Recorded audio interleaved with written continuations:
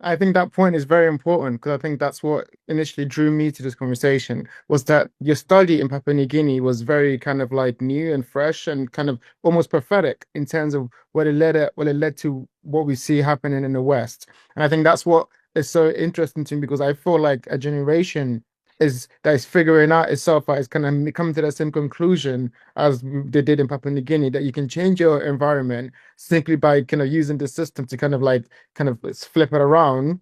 But that system itself is corrupt. That system itself isn't built to kind of help you. And in your study, you talked about you kind of drew a line between what you found in Papua New Guinea's gambling systems and kind of apps like Polymarket or Kashi. Can you walk me through that for me, please? Yeah, of course. My so I'm I'm interested, or I became a gambling person as a result of this, and now I can't escape it. And and what I found most interesting about the about gambling is the way that it puts a lot of things on the line, right? It puts money on the line, it puts reputation on the line, and it's a place where sort of society and its large, especially in Papua New Guinea, as I was talking about, society and its wider values are put in the game and become something that people can kind of play with as a way of understanding, right? So I'm really interested in places in parts of kind of gambling or parts of activity and economic activity in general that where the stakes are something that's locked into society as well, right? So I skipped now that I'm I've got a family and it's not so easy for me to go to and from Papua New Guinea. I'm now working. I then skipped over to another place where I thought society is most at stake in the gambling situation. So to me, it makes a lot of sense that you would to look at political gambling, which is how I started this project before it became more about prediction markets, which are political gambling. I mean, that's a distinction without a difference, but they've been reframed, and I'm sure I'll get onto that. But the fact that politics, the most important thing that we do, the way we organize our society, is something that could be reimagined and thought through gambling, and that could be of some kind of benefit either to the individual doing it as a kind of mental exercise to make them kind of better politicians or better kind of uh, uh, uh, rational decision makers, or and also at the same time that that where politics itself can and should be thought of as a gamble, right? That to me, I think is puts more at stake in the gambling situation because it makes it more interesting in a way that I see, and it might be just my kind of internal logic, but I see it as akin or similar to the kind of frontier experience of gambling that I was working with in Papua New Guinea. Mm. And let's get into some of the kind of ways that's being done. So, kind of like systems like Polymarket and Cashi, they present themselves as like forecasting tools, a way to kind of turn intelligence into like prediction almost. Is that truly what they are, or are they something different? Um, they they are that on its face. Um, and it's important to recognize that political gambling has been around for a long time, but its sort of reception and its understanding um, and its kind of value to society has changed massively over that time. And those are kind of deliberate political projects. So the by creating a market, essentially a derivatives market for political outcomes, right? Where that market then kind of follows the apparent likelihood of things happen. Of course, you can never really know how whether it was good at predicting something, right? Because if there's a if let's say that let's take the 2016 election of Hillary Clinton, of not Hillary Clinton, then that was a kind of 10% chance, a likelihood outcome that Trump was going to win that election, right? So that's what the betting markets were saying at the time. And obviously Trump went ahead and won, right? So what's the prediction? Like, are the prediction markets, are the political gambling websites wrong because they said that? No, not by their own terms, because that 10% chance of it happening means that it happens 10% of the time, right? And so the favorite doesn't always win in the horses, just like it doesn't in politics. And so uh they're kind of unfalsifiable in terms of their kind of predictive capacity, and often the kind of smart money who are in it might be betting on the kind of longer odds outcomes happening. But the big picture is, yeah, they want to sell the idea that they have this kind of predictive capacity as a social good, because that social good enables them to facilitate gambling, and enables them to kind of sell what they're doing as something different from just any other kind of gambling on any other kind of sporting event.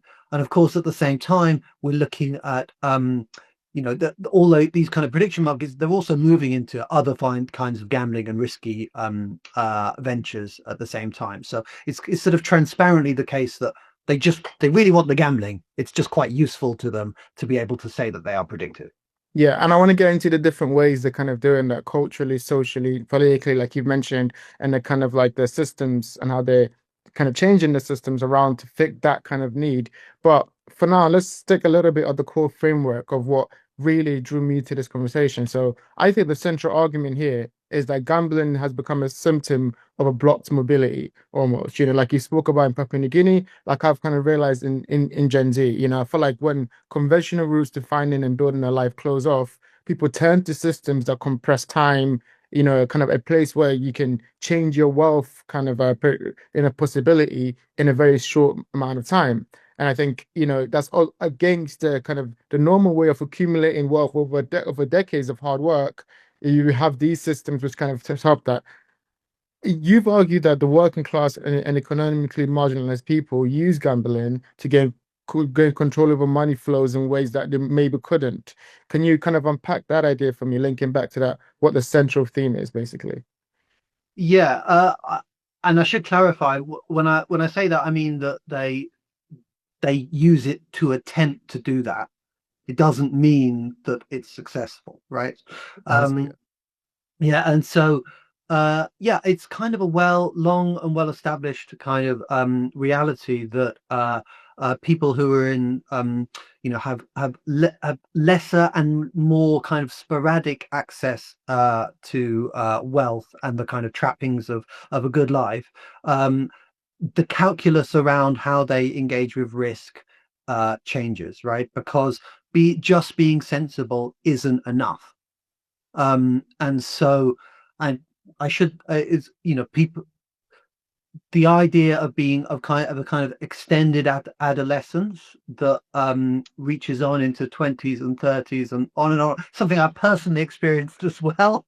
It's been going on for a while, but it is being the it's increasingly the case that young people, and young men in particular, because young men make up the vast majority of gamblers, are being given many more opportunities, and are having the ways that they can experience gambling in their lives presented to them in a myriad of different ways, and in ways that kind of blur the boundaries between normal finance and gambling. And that makes it sort of, that kind of failure of financial education means that people can engage with a kind of natural calculus that we've got less money, therefore I should probably just take more risk, right? They can engage with that, but it's more sophisticatedly run in a way that means that actually the likelihood that they're going to profit from it becomes less over time as well, because the financial uh, understanding of the companies providing all these different forms of gambling and risky personal finance, day trading, retail trading, all those things, those uh, they have a grasp over everything that you can't possibly attain and be successful with as a young person with that kind of asymmetry of information. I mean, there are rare cases, but they're rare for a reason. Absolutely, I agree, and I think I personally relate to that sentiment because I'm from kind of like so I was born in Ghana. I came when I was very young. I'm from a kind of like a lower economic background kind of neighborhood, and I think that growing up in that environment, especially when you've got ambition, you kind of look at risk differently. That the identity you have towards risk changes because you understand that in order to get to where you're going, you have to take that risk, and you have to be able to kind of change your situation in a way, and so. I mean, I looked at it as like, okay, I'm going to take loads of time to kind of educate myself and work hard.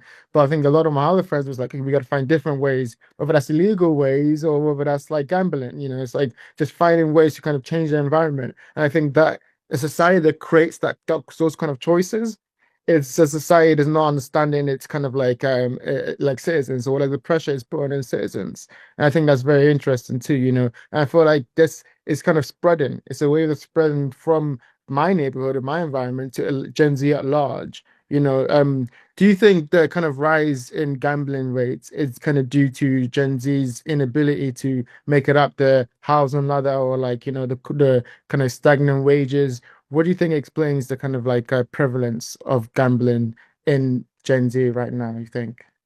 Yeah, I mean it that's half the story for sure. It's quite it's easily the case that people are kind of struggling and see that that it's tilted in a way that the system is tilted, especially with like that housing market, etc., in a way that makes it essentially impossible, and their concerns about it to be ignored. But there are two other aspects to this that I want to kind of bring in. One is that this is kind of that that people promote this way of thinking, this way of kind of risk-taking approach to life, because it's generally unthreatening to the powers that have control, right? You take a load of risks, you end up on the scrap heap, so do 15 of your friends. One person makes it, makes a bunch of money, but that person ends up being a capitalist. The rest of you end up working for that guy or someone else, right? So there's no it. The idea that we would think that the idea that we should be making more risky decisions is actually a benefit to capitalism as a whole, right? And so it it's helpful to push that idea, make it seem natural, as I was saying before, but also to kind of um, school citizens in that the only way that you can respond and react to that level of uncertainty is by going the extra mile, running the extra yard, doing the um, turning every moment of leisure into a side hustle, right? Those things serve capitalism at the same time, and so it we so pushing gambling and pushing these forms of riskier finances onto younger people at the same time is both revenue generating in itself, but also a process of educating people away from organizing, away from demanding accountability of their politicians and the way that the economy is organized, and to a kind of uh, I have to be smarter than you individualism, and I'll find and a distrust, a distrust of expertise in a way that that sets people on a path to kind of self um into a kind of, I don't want to use the word devious, but like a kind of a critical frame on society, a critical look on society that's about looking after oneself and that naturalizes that as the only way to act. And so that's what I think is happening to people in Gen Z, whether it's through cryptocurrencies or whether it's through prediction markets or what have you. That is a fascinating point. And I want to go deeper on that actually, because I think that's a really aligned point for my generation. Could you elaborate on that? Where does that kind of show up? Is that kind of like the professional gambler archetype that we're seeing, this ultra capitalist kind of cultural deviant kind of like perspective where they want to just make money off of society that's failing, and all they care about is their own kind of needs, as you put it. Where do we notice these people showing up, and why do you think they show up more prevalently now than before?